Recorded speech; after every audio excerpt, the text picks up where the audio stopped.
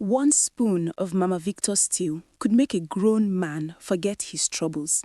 The aroma alone stopped people on Lagos streets.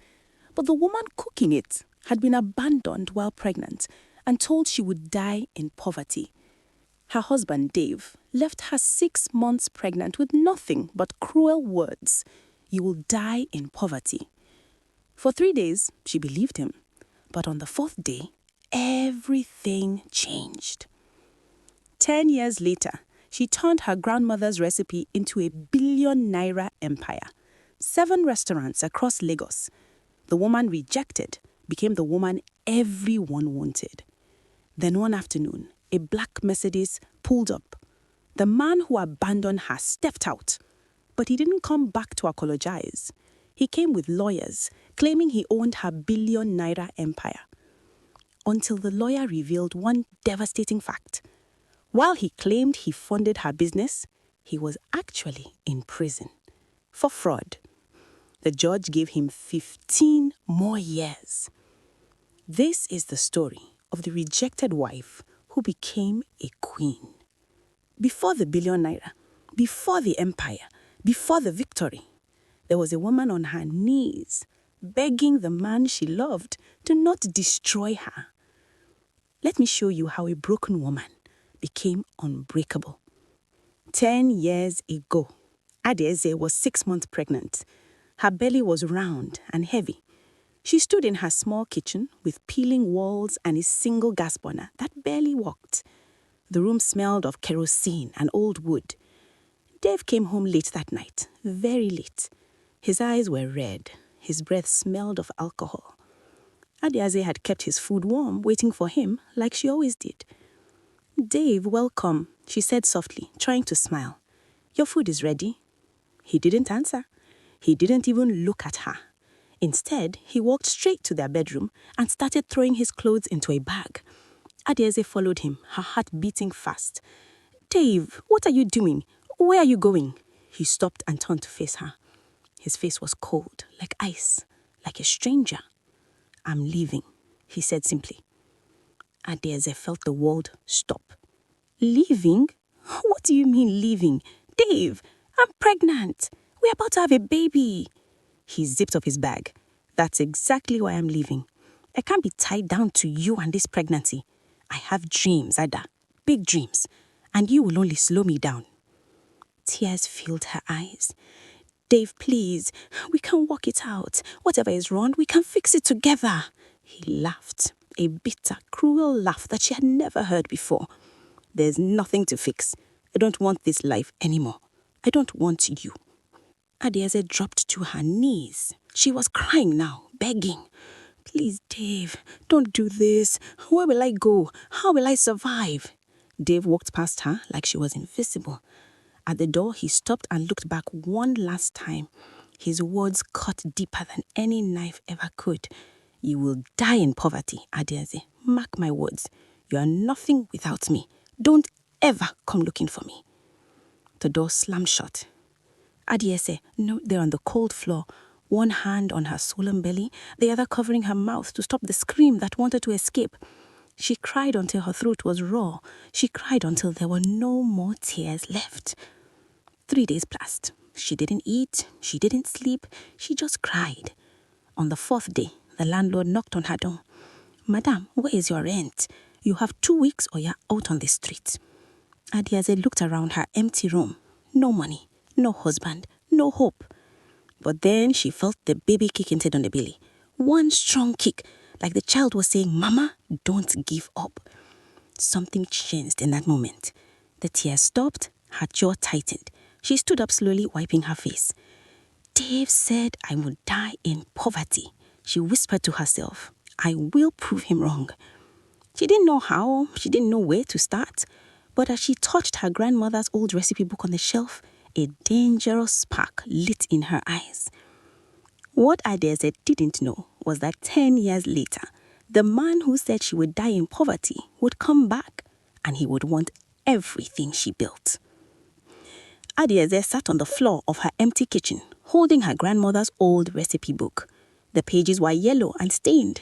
Some were torn at the edges, but the handwriting was still clear. She remembered her grandmother's voice, soft but strong. Ada, our women don't break. We bend, we rebuild, we rise.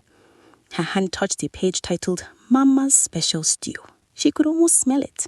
That rich, deep aroma that made everyone in the compound stop whatever they were doing and come running. If I can make this stew, maybe we can survive, she whispered to her belly.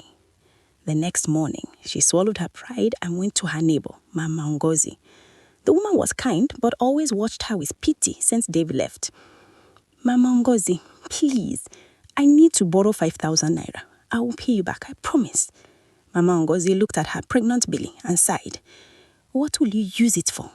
To cook, to sell food, to survive. Mama Ngozi went inside and came back with crumpled Naira notes. Pay me back when you can and take care of that baby. And Yeze's hand shook as she collected the money. Thank you. God will bless you. She went to the market that same day. She bought tomatoes, peppers, palm oil, beef, stockfish, and spices. Every ingredient her grandmother's recipe required. She spent 4,800 naira. She had only 200 naira left. That night, she cooked, her small kitchen filled with smoke and aroma. She cried as she stirred the pot because it smelled exactly like her grandmother's stew. Exactly. The next morning, she wrapped the stew in small nylon bags, 50 naira per portion. She went to the bus stop at Oshodi where people rushed to catch buses to work. Hot stew, fresh stew, Mama's special stew, she called out, her voice shaking with fear and hope. One man stopped. How much? 50 naira, sir. He bought one. Then another woman bought two. Then a downfall driver bought three. Within 30 minutes, everything was finished, sold out. And as they counted the money with trembling hands, 2,500 naira in 30 minutes. She couldn't believe it. The next day, she cooked double the quantity. It sold out in 1 hour. People started asking, Sister, when will you cook again? Can I order ahead? Where can I find you tomorrow? Word began to spread. There's a pregnant woman at Oshodi bus stop. Her stew is different. It tastes like home, like love, like somebody's grandmother cooked it.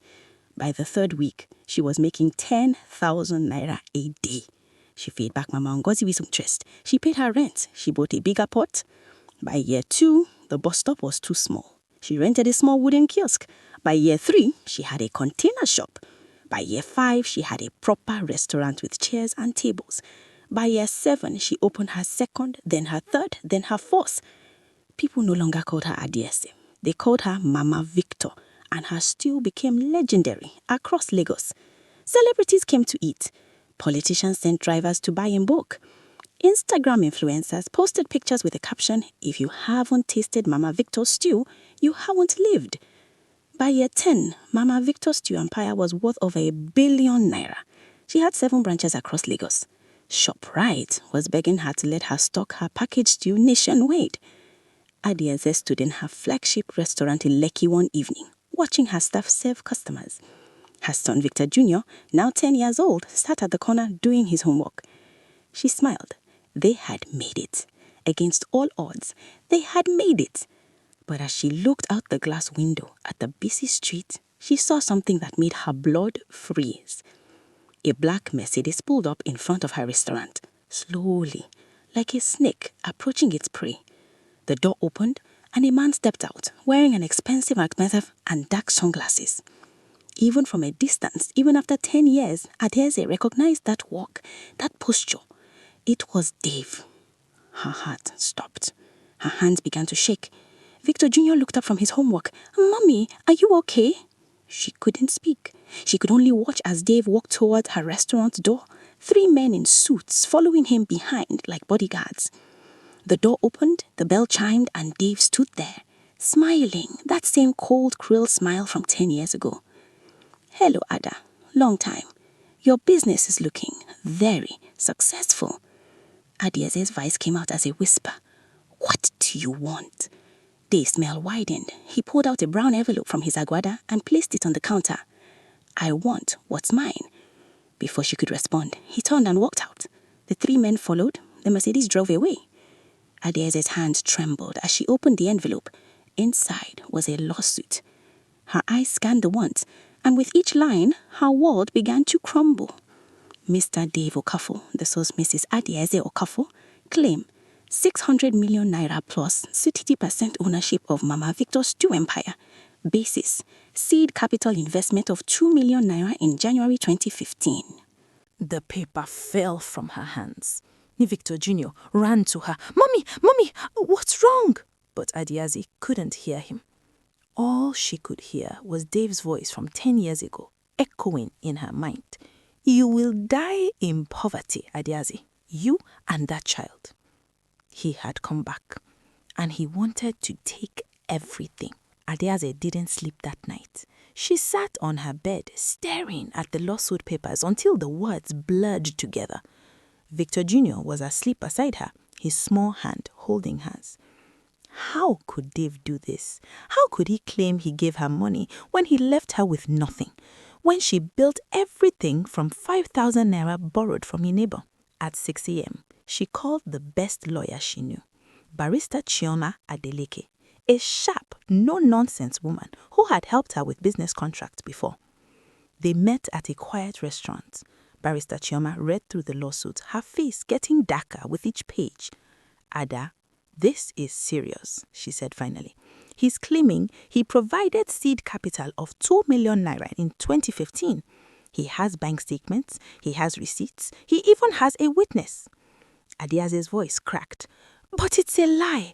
He left me with nothing. I borrowed 5,000 naira to start. I have proof. I believe you, Ada, Barrister Chioma said gently. But in court, it's not about the truth. It's about evidence. And right now, he has evidence. We need to find proof that he's lying. How? It's been 10 years. Barrister Chioma leaned forward. Ada, listen to me carefully. This case is going to be big. The media will pick it up. People will talk. They will judge you. Some will support you. Many will doubt you. Can you handle that? Adeaze thought about her son, about her employees, about the thousands of women who looked up to her story as hope. I have no choice, she said quietly. I have to fight. Good, Barrister Chioma said, because this man came prepared, but so will we. Within 1 week, the story broke. A blogger posted, Billionaire food entrepreneur Mama Victor sued by ex-husband for 600 million naira. The internet exploded. Hashtag Mama Victor vs Dave began trending. Comment sections filled. Maybe she really used his money. Why would he come back after 10 years if it's not true? Women always want to play victim. She probably cheated and stole his money. But there were also supporters. I know Mama Victor's story. She started from nothing.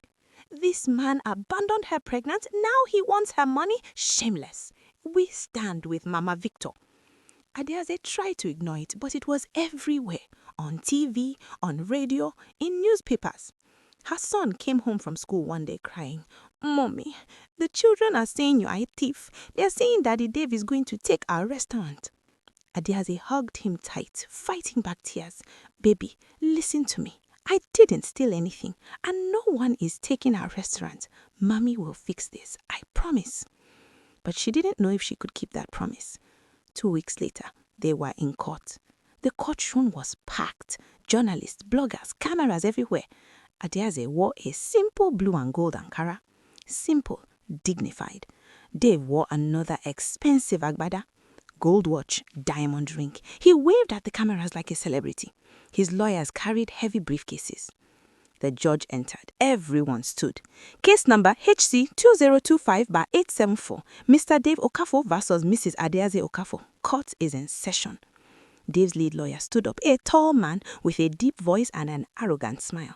Your Honor, this is a simple case. My client, Mr. Dave Okafor, invested 2 million naira into his wife's small food business in January 2015.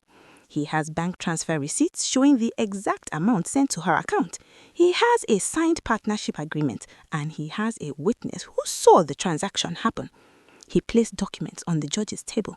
My client was a supportive husband, but Mrs. Okafor pushed him out of the business and kept all the profits. We are asking for 60% ownership and 600 million naira in back profit. That is fair compensation. The courtroom murmured. Some people nodded. Then Dave himself took the stand. He looked humble. sad like a victim. Your Honor, he said, his voice breaking with fake emotion. I loved Adiaze. I believed in her dream. I gave her everything I had so she could start her business. But when the business started making money, she changed. She told me to leave. She said she didn't need me anymore. I was heartbroken.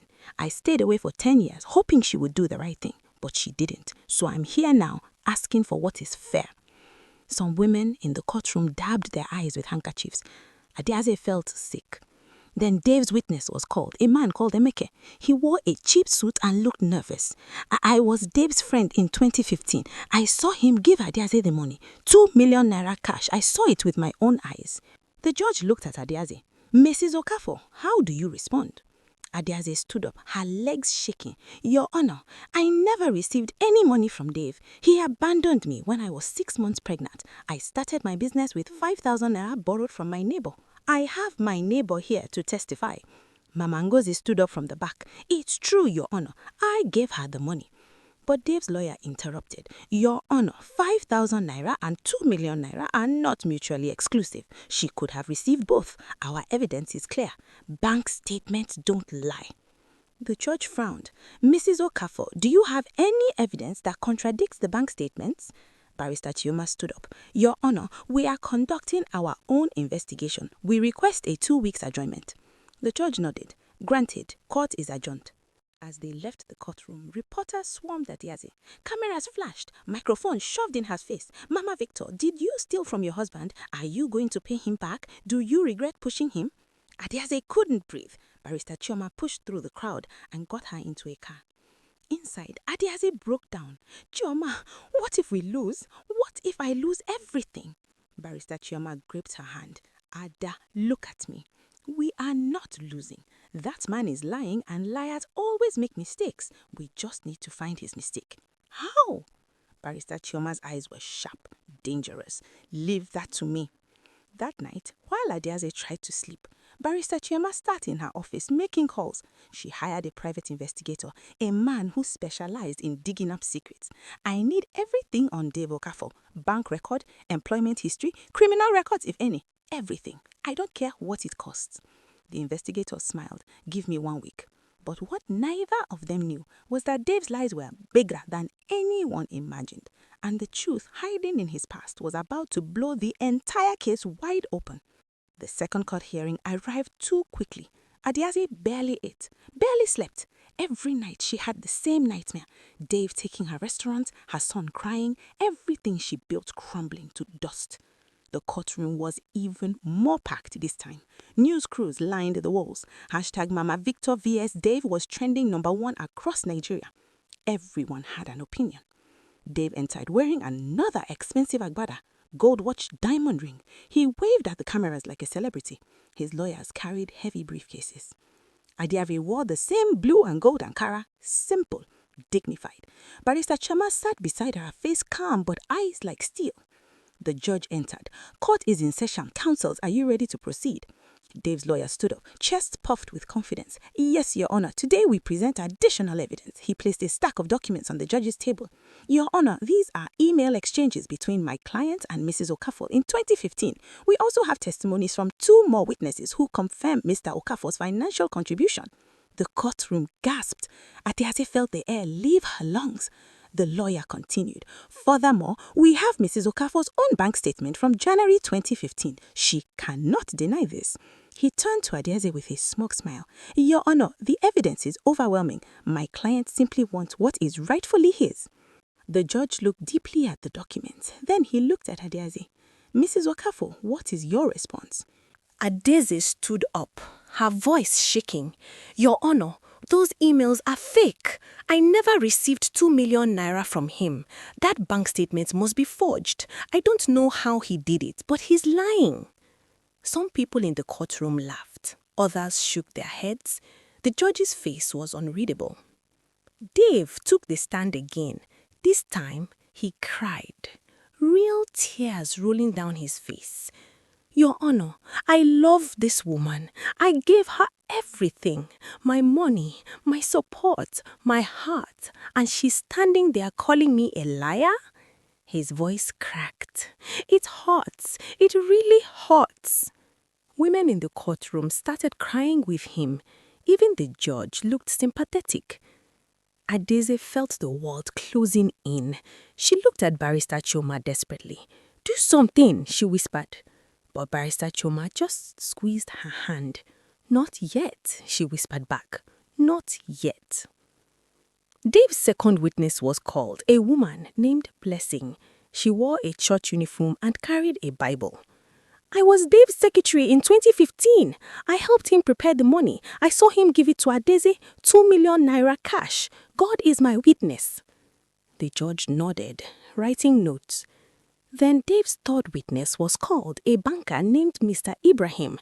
He wore thick glasses and spoke in a professional tone. "I processed the transaction myself at GT Bank Ikeja branch. 2 million naira from Mr. Dave Okafor's account to Mrs. Adeze Okafor's account. January 15th, 2015. I remember because it was a large cash transaction." The courtroom erupted in whispers. Reporters were typing frantically. Twitter was on fire. "Mama Victor is finished. She really did take his money. Women and lies." Adeze's eyes filled with tears. Victor Jr. sat in the back row with Mama Ngozi. He was crying too. The judge looked serious. "Mrs. Okafor, the evidence against you is substantial. Unless you have proof to counter these claims, I'm inclined to rule in favor of the plaintiff." Adeze opened her mouth, but no words came out. What could she say? Dave had everything. Documents, witnesses, bank statements. How could she fight this? Dave's lawyer smiled victoriously. "Your Honor, we rest our case. Justice must be served." The judge was about to speak when Barrister Chioma finally stood up, slowly, calmly, like a lioness about to pounce. "Your Honor," she said, her voice cutting through the noise, "before you make any ruling, I have one simple question for Mr. Dave Okafor." The judge paused. "Proceed." Barrister Chioma turned to face Dave directly. Her eyes were cold. "Mr. Okafor, you claim you gave my client 2 million naira in January 2015. Where were you living at that time? What was your occupation? And most importantly," she paused for effect, "where did you get 2 million naira?" Dave's smile faltered for just a second, but he recovered quickly. "I was working. I had savings. I worked hard for that money." "Working where?" Barrister Chioma pressed. "I had a business, import and export." "What was the name of this business?" Dave hesitated. "I don't remember the exact name. It was 10 years ago." "You don't remember the name of a business that made you rich enough to give away 2 million naira? Barrister Chioma raised her eyebrow. "Interesting." Dave's lawyer jumped up. "Your Honor, this is irrelevant. We're not here to discuss my client's employment history." But Barrister Chioma ignored him. She opened her briefcase and pulled out a single sheet of paper. She held it up for everyone to see. "Your Honor, this is a record from the Nigerian Correctional Service. Would you like to know where Mr. Dave Okafor was in January 2015? The courtroom went silent. You could hear a pin drop. Adeze's heart was pounding. Dave's face had gone pale. Barrister Chioma's voice was steady, powerful, devastating. According to official government records, in January 2015, Mr. Dave Okafor was not running a business. He was not working. He was not free. She walked toward the judge's bench. Here he was in Kirikiri Maximum Security Prison, cell block C7, prisoner number 4582, serving a 12-year sentence for fraud and defrauding multiple investors in a fake oil and gas scheme. The courtroom erupted in cheers. People jumped to their feet. Cameras flashed like lightning. Reporters were shouting. The judge was banging his gavel, "Order, order in the court." Dave's face had turned from pale to grey. His lawyers looked at each other in panic. His witnesses suddenly looked very small. Barrister Chioma wasn't done. She placed more documents on the judge's table. Here are his prison records, his arrest warrant from December 2014, his conviction papers from March 2015, his release documents from January 2025, just 3 months ago. She turned to face Dave, her voice sharp as a blade. You were released on parole after serving 10 years, and the first thing you did was come here to defraud the woman you abandoned 10 years ago. Dave tried to speak, but words wouldn't come. Barrister Chioma continued. Those bank statements forged. Those emails fabricated. Those witnesses, she pointed at Emeke, Blessing and Mr. Ibrahim. We did background checks. Emeke was your cellmate in prison. Blessing has never worked at any company. She's a professional fake witness. And Mr. Ibrahim, she laughed bitterly. There is no banker named Ibrahim at GT Bank Ikeja. These people are accomplices in fraud. The three witnesses tried to run, but security blocked the exits. The judge's face was dark with anger. Mr. Okafor, is this true? Were you in prison in 2015? Dave's mouth opened and closed like a fish. Your Honor, I can explain. Answer the question. Dave's shoulders slunk. His expensive agbada suddenly looked like a costume. Yes, he whispered. But nothing. The judge slammed his gavel. You came into my court with fabricated evidence, false witnesses and forged documents to defraud the woman you abandoned 10 years ago. You wasted this court's time with lies. Dave fell to his knees. Please, Your Honor, I made a mistake. I was desperate. I saw she was rich and I just wanted... You wanted to steal what you did not build. The judge's voice thundered.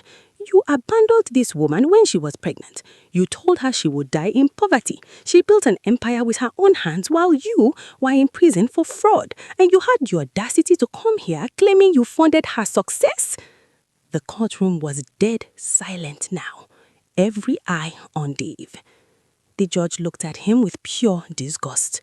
Mr. Dave Okafor, I find you guilty of perjury, attempted fraud, contempt of court, and conspiracy. Your lawsuit is dismissed with costs. Furthermore, I am adding 15 years to your existing criminal record.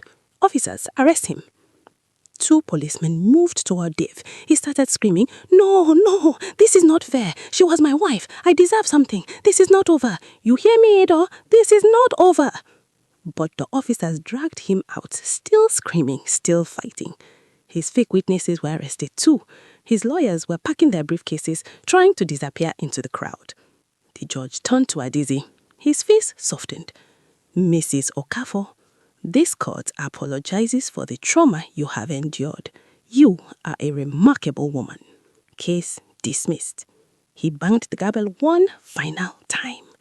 The courtroom erupted in cheers. People were clapping, crying, shouting, Mama Victor, Mama Victor. Adizi collapsed into Barrister Chioma's arms, sobbing, not from sadness, from relief, from victory, from 10 years of pain finally being validated. Victor Jr. ran to her from the back. Mommy, you won! You won! She hugged him so tight, crying into his hair. Outside the courthouse, hundreds of people waited. When Adizi stepped out, they erupted. Someone started singing, others joined. Reporters were surrounding her, but this time, the questions were different. Mama Victor, how does it feel to win? What's your message to single mothers? You're a hero. Adizi stood on the courthouse steps, her son beside her, Barrister Chioma behind her, and she spoke. Her voice was shaking, but strong. For 10 years, I cooked, I served, I built. I raised my son alone. I never asked Dave for anything because I knew I didn't need him. Today, this court confirmed what I always knew. I owe him nothing. Tears rolled down her face, but she was smiling. To every woman told she can't make it alone, you can. To every single mother who's been doubted, you are enough. To everyone who stood by me through this nightmare, thank you. This victory is ours. The crowd roared. Mama Victor wins trended worldwide. The video of her speech went viral. Millions of views. Thousands of messages pouring in from women around the world. That night, Adaze stood in her flagship restaurant, looking at everything she'd built. The gleaming kitchen, the busy tables, the happy customers. She had won. But she also knew something Dave would learn in his prison cell for the next 15 years. You can't steal a crown that was earned through tears, sweat, and a grandmother's recipe for love. 3 months after the trial, life had changed in ways Adaze never imagined. She sat in her office at the Lekki restaurant, looking at her laptop screen. Her email inbox had over 5,000 unread messages, interview requests from CNN, BBC, Al Jazeera, book deals from 3 international publishers, speaking invitations from women's conferences in Ghana, South Africa, London, and New York. "Mama, you need to see this," her assistant Ngozi burst through the door, holding an iPad. On the screen was a news headline: "Rejected wife's stew empire stock sells out nationwide in 24 hours. ShopRite reports unprecedented demand." Ataze's packaged stew had finally launched in ShopRite stores across Nigeria. They'd prepared 10,000 units for the first month. All of them sold out in one day. "We're getting calls from stores in Abuja, Port Harcourt, Enugu. Everyone wants more stock," Ngozi said, her eyes wide with excitement. Adaze leaned back in her chair, overwhelmed. How is this possible? But she knew how. The trial had turned her into more than a businesswoman. She'd become a symbol. Her face was on billboards now, with the tagline, "From pain to power, Mama Victor's Stew Empire." Women across Nigeria saw themselves in her story. The abandoned wife, the single mother, the woman told she was nothing who became everything. Her phone rang. It was Barrister Chuma. "Aga, have you seen the news about Dave?" Chuma's voice was serious. Ada's stomach tightened. "No, what happened?" "He tried to escape from prison yesterday. They caught him trying to climb the fence at Kirikiri. The judge added 5 more years to his sentence." Adaze closed her eyes. Even now, even after losing everything, Dave was still making terrible choices. Chuma continued. "And there's more, Adam. During the investigation, we found out that Dave's mother had been trying to reach him for years. She's very sick. She has no one. And Ada, you need to know. She said you've been sending her money every month for the past 10 years. Adaze's throat tightened. "Yes, I couldn't let the old woman suffer because of her son's mistakes." Chuma said gently. "She wants to see you. She wants to apologize for what Dave did." 2 days later, Adaze drove to a small village outside Lagos with Victor Jr. They arrived at a tiny house with rusted zinc roofing and cracked walls. An old woman sat outside on a wooden bench. Mama Dave. She looked fragile, like she could break from a strong wind. When she saw Adaze, tears immediately filled her eyes. "Ada, my daughter," she whispered, trying to stand. Adaze rushed to her, helping her sit back down. "Mama, don't stress yourself." The old woman grabbed Adaze's hands, crying. "I am so ashamed. My son tried to destroy you after everything you did for me, after you said me when he forgot I existed." Adaze said, "It's not your fault. Every month for 10 years, you sent me money. You paid my hospital bills. You made sure I had food. You never forgot me. But my own son, my own blood." Her voice broke. "He became a monster."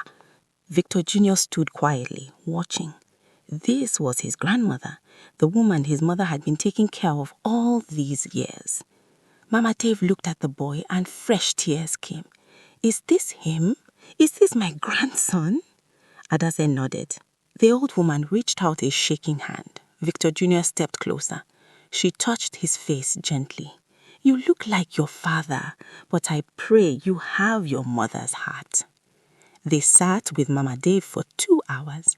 She told stories about Dave as a boy, how he used to be kind, smart, full of dreams. But somewhere along the way, greed poisoned him. Before they left, Mama Dave held Adaze's hands tightly. Adam, when the court case was happening, they called me to testify. I told them the truth. I told them my son was lying. I told them you are the daughter I never had. Adaze's eyes filled with tears. You testified against your own son? I testified for the truth, Mama Dave said firmly. And I will keep praying for him. But what he did to you was evil. He must face the consequences. As they drove back to Lagos, Victor Jr. asked quietly, Mommy, why do you still help Grandma Dave when her son was so mean to you? Adaze thought for a moment. Because, my son, we don't become like the people who hurt us. We become better. Your grandmother is innocent. She doesn't deserve to suffer for her son's sins. Victor Jr. nodded slowly, processing this wisdom. That evening, Adaze made a decision. She called a construction company. I want to renovate a house in the village, she said. Make it comfortable, modern. I'm sending you the address. 2 months later, Mama Dave moved into a newly renovated home with proper roofing, running water, electricity, and a small garden. Adaze had also hired a nurse to check on her twice a week. When the old woman called to say thank you, she was crying again. Ada, why? Why are you doing this for me? Because you are family, Mama, and family takes care of family. News of this spread too. A journalist wrote an article. Mama Victor renovates ex-mother-in-law's home despite ex-husband's betrayal. The heart that refuses to hate. The story went viral. Again. People couldn't understand. How could she be so kind to the family of the man who tried to destroy her? But Adaze knew something the world was still learning. Bitterness is a prison you build for yourself. Forgiveness is the key. Meanwhile, in Kukuri prison, Dave was sitting in his cell reading the newspaper article about what Adaze did for his mother, and his hands were shaking. For the first time in 10 years, he felt something he'd buried deep. Shame. He had abandoned a queen and thrown away a kingdom, and now, even from behind bars, he could see her crown shining brighter than ever. And there was absolutely nothing he could do about it. 20 more years of nothing. 6 months after the trial, Adaze stood backstage at the Echo Convention Center. Her hands were sweating. Her heart was racing. Outside, 5,000 women were waiting. The auditorium was packed. This was the biggest women's empowerment conference in West Africa, and she was the keynote speaker. 5 minutes, Mama Victor, a staff member said. Adaze looked at herself in the mirror. She wore a stunning blue and gold Ankara dress, the same colors she'd worn throughout the trial. It had become her signature, her armor, her statement. Victor Jr. stood beside her, now 11 years old and so much taller. Mommy, you're going to be great. Just speak from your heart like you always do. She kissed his forehead. When did you become so wise? He grinned. I learnt from the best. The light dimmed in the auditorium. The host's voice boomed through the speakers. Ladies and gentlemen, she needs no introduction. From a rejected wife cooking at a bus stop to a billionaire empire builder who refused to let betrayal define her. Please welcome Mama Victor. The crowd erupted. Adaze walked onto the stage and 5,000 women rose to their feet. The applause was deafening. Some women were crying, some were holding up signs. We are all Mama Victor, rejected but not defeated. Queens don't beg. Adaze stood at the microphone, overwhelmed by the love. She waited for the applause to die down, but it went on and on. Finally, she raised her hand gently. Thank you, she said, her voice thick with emotion. Thank you so much. The crowd settled. Adaeze took a deep breath. 10 years ago, I was 6 months pregnant, kneeling on a cold floor, begging my husband not to leave me. He looked at me, and said, "You will die in poverty, you and that child." The auditorium was silent now, every woman listening with full attention. "I believed him," Adaeze continued. "For 3 days, I believed him. I thought my life was over. I thought I was nothing without him." She paused, her eyes scanning the crowd. But on the 4th day, something changed. My baby kicked inside my belly and I realized I'm not alone. I have a child depending on me. I have a grandmother's wisdom in my hands. I have a choice. Her voice grew stronger. "I could stay on that floor and die, like he said, or I could stand up and prove him wrong." So I stood up. The crowd erupted in applause again. Adaeze smiled, tears rolling down her cheeks. "I borrowed 5,000 naira. I cooked my grandmother's stew recipe. I went to a bus stop and sold food. And women, let me tell you, that first day was the scariest day of my life. More scary than the day my husband left. Because that day, I had to believe in myself when nobody else did." Women in the audience were nodding, wiping tears. They doubted me. They pitied me. Some laughed at the pregnant woman selling food at the roadside. But I didn't stop. I cooked the next day, and the next, and the next. For 10 years, I cooked. Adaeze's voice was full of passion now. And then the man who said I would die in poverty came back. He wanted my empire. He brought lawyers. He brought fake documents. He brought lies. The crowd booed. He tried to take everything I built with his hands. He raised his hands. But he forgot one thing. You cannot steal what was earned through tears, sweat, and faith. You cannot take a crown that was forged in fire. The audience jumped to their feet again, screaming with excitement. "Sisters, listen to me." Adaeze's voice rang out powerfully. "Some of you are in that place right now, on that cold floor, abandoned, betrayed, told you are nothing, told you cannot make it alone." She pointed to the crowd. Stand up today. Stop waiting for the person who left you to come back and validate you. Stop waiting for permission to be great. You already have everything you need inside you." Women were crying now. Some were standing with raised fists. "They will doubt you. They will laugh. They will say your dreams are too big.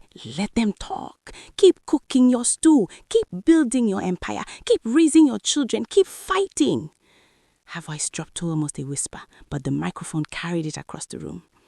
"And when they come back, and trust me, they will come back when you are successful, you look them in the eye and say, 'I don't owe you anything. I built this. Me, not you.'" The auditorium shook with applause. Women were on their feet, some jumping, some dancing, some just standing with hands over their hearts, sobbing. Adaeze waited for the noise to settle once more. "One last thing," she said. "Forgiveness is not weakness. I forgive the man who betrayed me, not because he deserved it, but because I deserved peace. I take care of his mother, not for him, but because it's who I am. Don't let bitterness steal your crown. You can be strong and kind. You can be successful and humble. You can win and still have a pure heart." She stepped back from the microphone. "Thank you. God bless you. And remember, you are not rejected. You are redirected to something greater." The crowd went absolutely wild. The applause lasted for 10 full minutes. Women rushed the stage to hug her, to touch her, to thank her. Later that evening, Adaeze was in her hotel room when her phone rang. It was Barrister Chioma. "Ade, turn on the TV, channel 276, now." Adaeze switched on the television. It was a business news channel.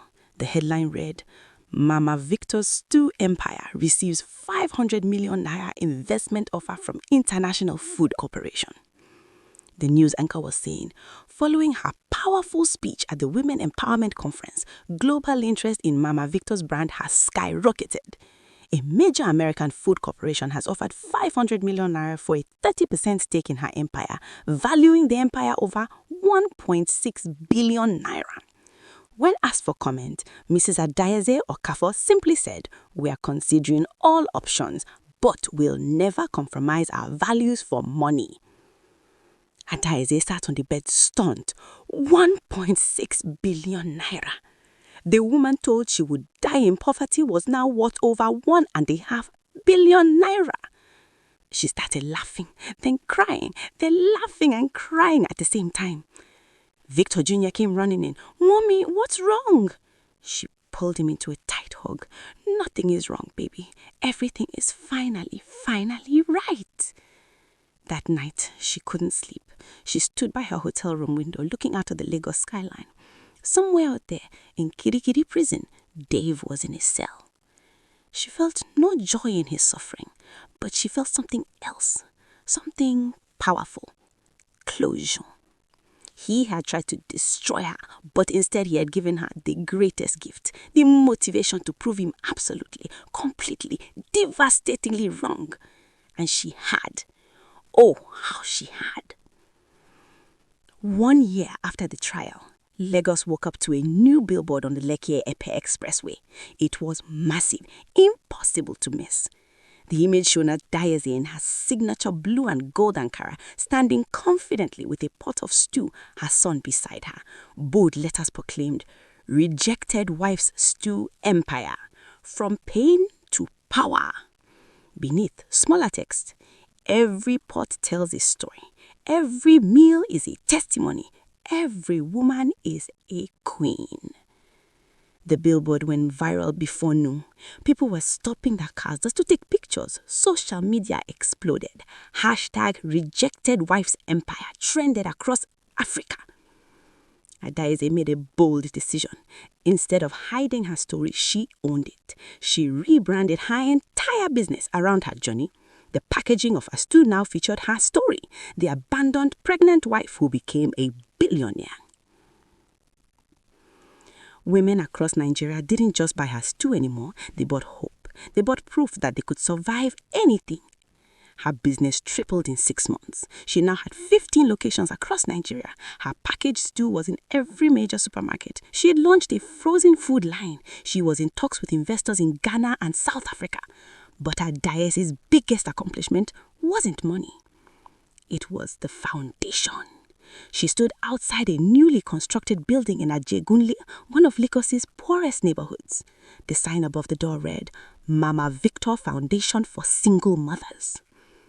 Inside were training rooms, a commercial kitchen, a daycare center, and office spaces.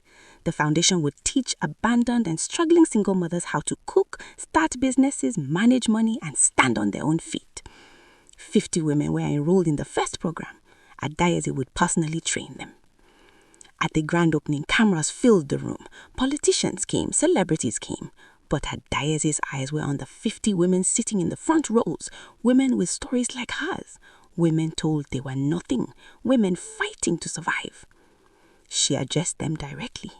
10 years ago, I was you, broken, afraid, told I would fail, but I didn't fail, and neither will you.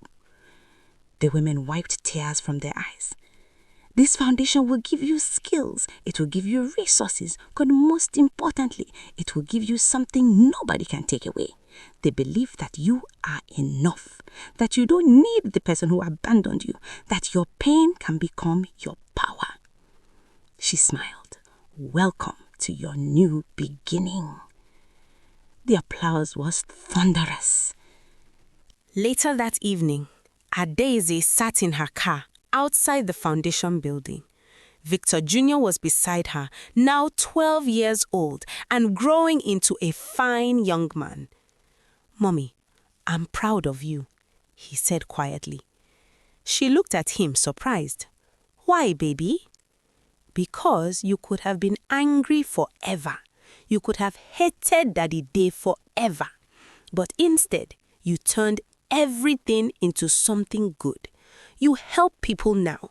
You make people happy." He paused. "That's real power." Adaeze's eyes filled with tears. She pulled him close. "You're going to be an amazing man someday." He said, "I learned from the best. He rested his head on her shoulder. As they drove home, Adeze's phone buzzed. A message from an unknown number. She almost deleted it, but something made her open it. It was from Kirikiri prison. From Dave. Her heart skipped. She hadn't heard from him in a year. She hesitated, then opened it. It was short. Ade, I saw the billboard. I saw the foundation. I saw everything you have become. I was wrong about everything. I don't expect forgiveness. I don't deserve it. But I want you to know I'm sorry and I'm proud of you. You became everything I said you couldn't be. You are the strongest person I've ever known. Dave. Adeze stared at the message for a long time. Victor Jr. noticed. Mommy, what's wrong? She closed the phone and smiled. Nothing, baby. Absolutely nothing. She didn't reply the message. There was nothing left to say. Dave's apology didn't change the past. It didn't erase the pain, but it confirmed something she already knew. She had won. Not because he apologized, not because he finally saw her worth, but because she had seen her own worth all along. That night, Adeze stood in her master bedroom of the beautiful house she had built in Lekki. She walked to her closet and pulled out an old worn notebook, her grandmother's recipe book. She opened it carefully. The pages were yellowed and fragile. The handwriting was fading. On the first page, her grandmother had written something she had read 1,000 times but never truly understood until now. Ade, my precious granddaughter, this recipe is not just food. It is love. It is strength. It is proof that even the simplest ingredients, when mixed with faith and hard work, can create something extraordinary. Never forget, you come from a line of women who don't break. We bend, we rebuild, we rise. Always rise. Grandma. Adeze closed the book and held it against her chest. I rose, Grandma, she whispered. I rose. She placed the book back carefully and walked to the window. Outside, Lagos glittered with 1,000,000 lights. Somewhere in that city were women like her, broken, abandoned, struggling. But tomorrow, some of them would see her billboard, some would buy her stew, some would hear her story. And maybe, just maybe, one of them would stand up from that cold floor and decide to fight. Because if Mama Victor could do it, so could they. Adeze smiled and turned off the light. Her journey from that cold floor to this beautiful bedroom took 10 years. 10 years of tears, 10 years of sweat, 10 years of faith. But every single second had been worth it because the woman told she would die in poverty built an empire. And no man, no lawsuit, no betrayal could ever take that away.